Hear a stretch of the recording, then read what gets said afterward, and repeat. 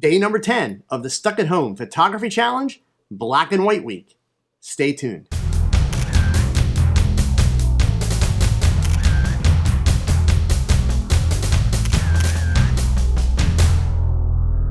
Hey gang, here we are, day 10 of the Stuck at Home Photography Challenge.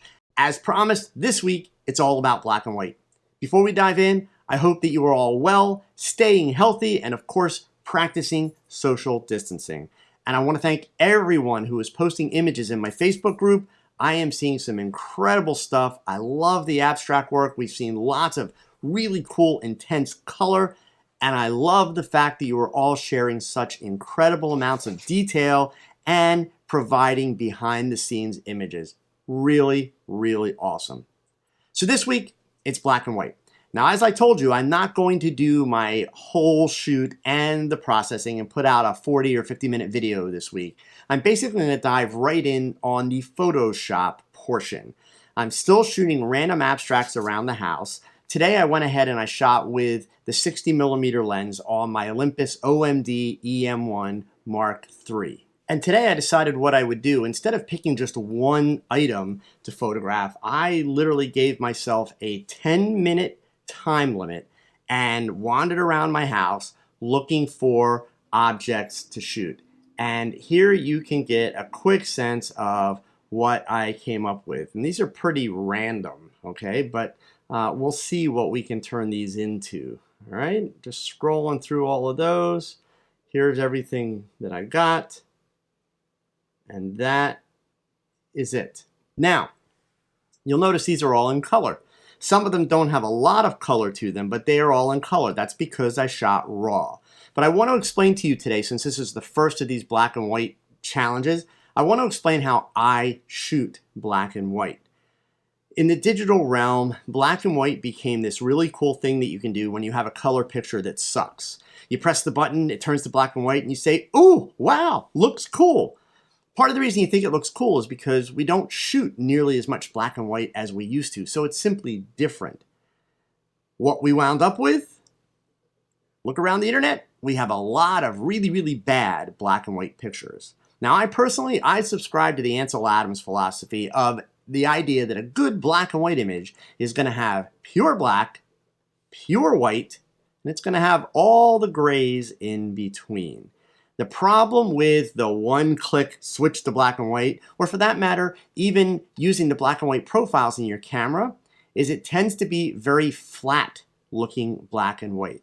Muddy, not pure blacks, oftentimes not even pure whites, and really, really soft grays.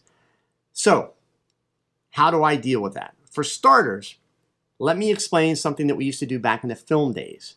Back in the film days, photographers would light an image and expose it one way if they were shooting color transparency film for slides. But then they would potentially change the lighting and expose completely differently for the same shot if they were shooting black and white film. And that is because the two different types of film recorded tonal ranges and contrast very differently. And again, as I mentioned, digital came along and we went to this one-click process that doesn't really work that well. So for me, I still like to make my black and white images in camera. So how do I do that? I still shoot raw, which yes, it means it's recording all the color information. But if I've got an idea for a black and white image, I go into my picture styles and on my Olympus camera, I set it to monochrome. Some camera brands, you would be setting it simply to black and white. Other camera brands call it color profiles. There's a lot of different names. Check your camera manual, but for me, with Olympus, it is monochrome. And then I do one more thing. Once I get to that monochrome setting, I arrow over one more time, and all the camera brands, except Canon, I believe, you arrow over. I think with Canon, you double tap the OK, and it brings up your menu to be able to change sharpness and contrast and a few other settings, depending on the brand. All you need to change at that point is your contrast setting. Move your contrast to +2 or +3. As high as your camera brand will allow. For Olympus, it's +2. I believe Nikon is +3. Whatever the maximum is for your camera, set the contrast to the maximum setting. Now, when you see your previews on your LCD screen, or if you're a mirrorless shooter like I am, when you're looking through your EVF, your electronic viewfinder, you are seeing a black and white image that looks just like a black and white film image. The benefit to this is you're seeing the image in black and white with all the grays, so you are able to have a very good sense of, does this subject matter that I'm photographing lend itself to being a great black and white image? If you guys paid attention last week when I reimagined my images in episode number 9, I had a shot with water droplets on my car that I thought would be a good black and white image. I hadn't shot it in black and white. I had no idea, but I thought it would. And when we converted it to black and white, it was really just boring. It wasn't really a great image, right? So the whole point here is shoot in black and white if you want black and white. That way you're going to know that the image you're making looks good that way. So what I will do before I go ahead and edit this down, I'm going to go ahead and just grab one image. They don't have to be perfect renditions of black and white yet. As I bring up Camera Raw, I'm simply going to go ahead and change the profile to monochrome. I am going to add a little bit of that dehaze filter, but that's where I'm going to leave it, and I'm going to click Done. Now, I am in Photoshop, or actually I'm in Bridge right now, leading into Photoshop. You can do this same thing that I'm about to do in Lightroom, but the little icon here that shows that this image has been processed, I am going to right-click on that. I'm going to click on Develop Settings, and then I'm going to go to Copy Settings. Now I am going to select all of the other images that are in this folder. And once I have them selected, I am going to go ahead and right click on them, go back to Develop Settings, and I'm going to do Paste Settings. And now you're going to see all of the images. Once I click OK, they are going to convert to black and white. Now I should have warned you, when you're shooting your images, you've got your camera set to black and white, you've got your contrast maximized. When you download your images into Lightroom or bring them into Bridge, they'll come in black and white and then magically go poof and turn to color. The only place where you're actually making the black and white image is in camera, and it's just the JPEG image. Remember, we're shooting in RAW. So that's why we're going through this step of switching over to black and white, applying that setting to all the images. I'm not concerned is it perfect black and white yet. I just want to be able to continue to edit them in black and white, since that's what I had in mind when I shot them. So I'm going to go ahead, I'm going to run these edits really quick, and then we'll come back and I'll show you what I decided to work on for today. Okay, gang, here's what I've got it narrowed down to. 4 shots, all taken within about 10 minutes randomly in my house. Again, we're working with the OMD EM1 Mark III, the 60mm macro. All of this is with found available light, nothing fancy. So some of the ISOs are up a little bit. I'm totally cool with that. So let's go ahead, let's open these 4 images up. I'm going to walk you through my process. I am a frequent user of Nik Silver effects for black and white, but today, to keep it simple for all of you that don't have that plugin, we're going to work just in Camera Raw. So let's do all of my settings like I normally would. I'm going to do 60 on the sharpening. There we go. Do my lens corrections. I don't have to worry about vibrance and saturation because I'm working in black and white. I've already selected the Adobe monochrome profile, but for this shot in particular, I'm going to go back to my favorite dehaze for the week. I'm going to push the texture up. I'm going to pull my blacks down, and I'm going to take my whites up a little bit just to give it some really interesting contrast. And boom, I'm done there. We'll do our crops second. On this shot here, whoops, I had them all selected, didn't I? So let's go ahead and set that back to default. There we go. That's where we should have started. I don't know that I need the texture quite as high for this, and I don't know that I need the haze quite as high. I do want to pull the highlights down a little bit, see how I get a little bit more detail where the bulb is. Good. Push the whites up, though, so that they are crisp and clear. Pull my blacks down, and then I'm going to let the shadows rise just a little. And that's pretty much where that one's going to sit. This guy here, we're going to actually, first of all, lighten this image just a tad. And I'm liking what I've got with the dehaze and the contrast. I want to pull the blacks down. Good. And the last one for this candle. Wow, there's some dust in that candle. Look at that. All right. So we're going to go ahead and work this. I want to pull the blacks down, really push the whites up. That's it. Even drop the exposure just a tap. So you see I've got that nice rich black there. I've got my whites right along the edge of the candle there. Right about there is where we're going to stop with that. This one, I've got my whites, I've got my blacks, I've got all my grays, my whites, my blacks, all my grays. I've got my whites, my blacks, all my grays. So we're good there. We're going to go ahead and do the cropping in Photoshop for these. Okay, so let's open up all 4 of these really quick. There's not going to be a whole lot of other posts to be done on these other than the cropping and a few spots where we're going to use that healing brush. Okay. So let's start with the first one here. This guy here simply just needs the crop. So we're going to go to our 16 by 9. That totally works for this one. And I'm going to put my dodge and burn layer over.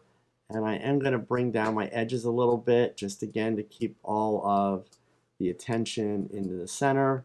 Boom, done with that one. Okay. Next image, the lamp on the ceiling. I do want to have that lamp dead center in this composition. I'm going to bring that down a little bit lower there. And I've got a couple little flaws on the ceiling here. So let's go ahead and see if we can tidy those up a little bit. Now I will tell you too, folks, if you're going to use NYX Silver Effects, which I'll get into that tomorrow, if you're going to use that, any retouching like I'm doing here with the healing tool, make sure that you are doing that before you go to NYX Silver Effects. Once you add the grain into your image, the retouching becomes quite challenging, and more often than not, it's just not going to look good, right? So I'm going to go to the clone stamp here and really turn the softness down just to smooth that stuff out a little bit. There we go. Okay. And cool. So I am happy with that, where that's at. Good. And now, but since there's a little bit of dirt on the top of it, I'm going to go ahead and I'm going to clean that dirt up. Again, I don't want people to look at the picture and say, oh, look at the dirt. I want them to get lost in the textures and the patterns, right? That's the whole idea here. So, good.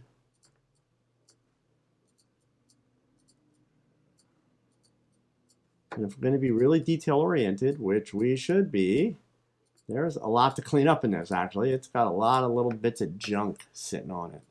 So we want to clean up as many of these things as we can. That's it. Good. And then here, get this one.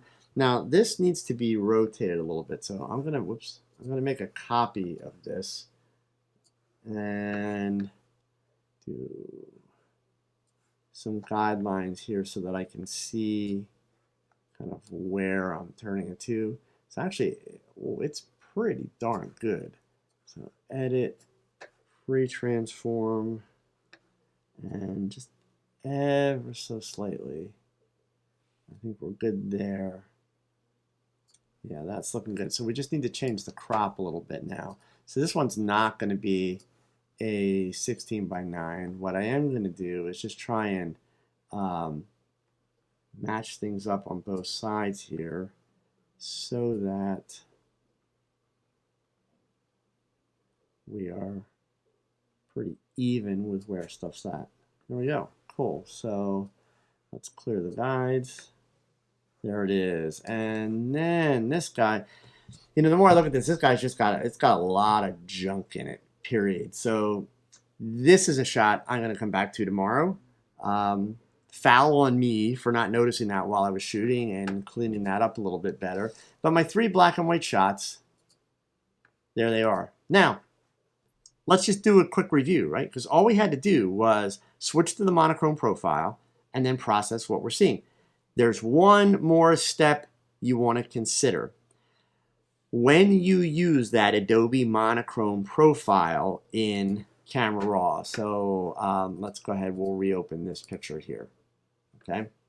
The minute you make this selection, Adobe Monochrome, if we go up here, image mode, it's grayscale, which means that it's a bigger file and you're not going to be able to do things like mix silver effects, etc. So what I do, my next step, now that I've done all this processing, I come up here to image mode and I go back to RGB. When I select RGB, it's going to ask me if I want to flatten the layers. Don't flatten them. I still want all my layers. Now watch what happens to the image when I click don't flatten. Nothing. Right. But now it's RGB, which means I can do anything I want to be able to do with the file in terms of my plugins, and I can finish all of my processing the way that I normally would. So same thing here, image mode, RGB color, don't flatten, and last one, image mode, RGB color, don't flatten. That's it, and we're set. So our 3 images, the edge of the picture frame, the ceiling lamp in the hallway, and the top of the Wi-Fi router. Really, really simple, really, really basic black and white. We're still sticking with the abstract theme for the Stuck at Home Photography Challenge, but we're adding in black and white. This week, I don't care what lens you use. I don't care if you use lighting. You are welcome to do any of those things. But I do want you to continue working on the idea of found objects, found images. Look for images where you wouldn't normally see images. All right, gang, pick up that camera, shoot something. I'll be back tomorrow with more black and white. I'll show you how I use Nick's silver effects. But in the meantime, stay healthy, keep up with the social distancing, and whatever you do, remember that your best shot, it's your next shot. Adios.